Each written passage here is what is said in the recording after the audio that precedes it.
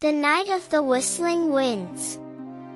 Once upon a time, far beyond the hills and oceans, in a land where clouds floated low enough to tickle rooftops and stars winked like they had secrets to tell, there was a little town called Breezlebrook. Now, Breezlebrook was not like other towns. During the day, everything looked perfectly ordinary: little houses with picket fences, flower beds that buzzed with bees, and streets that smelled of fresh bread. But at night, something magical happened. When the wind blew from the north, it began to whistle. Not just any whistle, this wind knew tunes. People said the wind carried music from another world.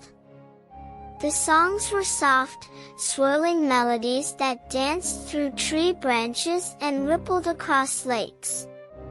Every child in Breezlebrook loved these songs. But no one knew where they came from. No one, that is, except a boy named Timo. Timo was 8 years old, with freckles on his nose, hair that stuck up no matter how much water he used, and a mind filled with questions. He was the kind of kid who poked at mushrooms to see if they bounced, or opened old books just to sniff the pages. While most kids were tucked in bed when the whistling wind blew, Timo stayed up. He'd sit by the window with his flashlight and a notepad, trying to copy down the tunes. One evening, the wind brought something different. It wasn't a song this time. It was a rhythm. Knock, knock, tap, tap, tap. Timo froze. Was someone knocking?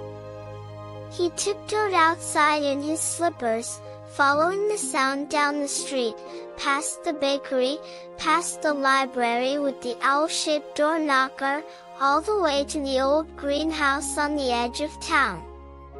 No one had used it in years. Its glass panels were dusty, vines tangled over its roof, and the lock on the door was so rusty it looked like it belonged in a museum. Knock, knock, tap, tap, tap. It was coming from inside. Timo pressed his ear to the glass. Hello? He jumped. The voice was deep, friendly, but huge. He peered through a crack and saw a faint glow inside. And something moved.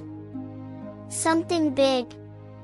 Timo's heart was pounding like a parade drum, but curiosity is stronger than fear, especially for an 8-year-old with a nose for mystery. He squeezed through the gap in the door and stepped inside. And there it was. A creature. Not scary. Not slimy.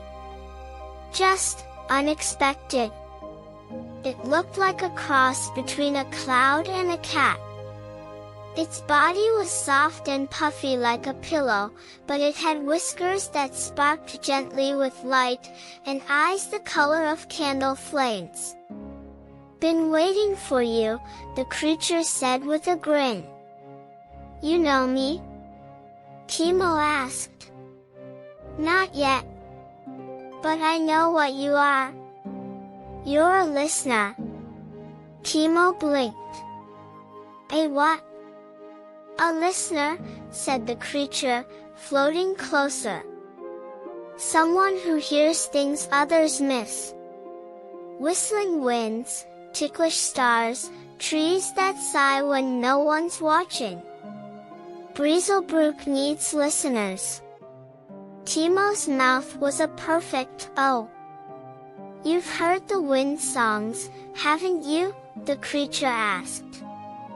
Timo nodded quickly. Then you're ready. The creature puffed into a spinning swirl of light and whoosh. The greenhouse began to rise. Not just the roof. The whole building lifted off the ground like it had invisible wings. Timo tumbled backwards onto a bed of moss as the greenhouse soared into the sky. Stars zipped past. The moon blinked in surprise. Below them, Breezlebrook shrank into a patchwork quilt of rooftops. "Where are we going?" Timo shouted over the wind. "To the source," said the creature, "where the wind learns its songs." They landed moments later in a place that defied every rule of nature. There were rivers flowing uphill, trees that whispered stories, and giant dandelions that floated like balloons. In the center of it all was a tower made of sound. Not bricks, not wood, sound. Notes layered like building blocks, humming and shimmering with life. The creature led Timo inside. Rooms were filled with musical instruments that played themselves. Harps without hands. Drums without sticks. A waterfall of chimes. "This is where the whistling winds are born," said the creature. "But something's wrong. The rhythm is fading. The music is forgetting itself." Timo felt a chill. "Why?" "Because no one's been listening closely enough. The songs need to be remembered. Carried. Shared." Timo stepped forward. "I can do that." The creature smiled. "I hoped you'd say that." Suddenly, the instruments quieted. The whole tower leaned in. Timo closed his eyes, and began to hum. The notes he'd scribbled in his notepad, the tunes he'd heard for months, they poured out of him like water.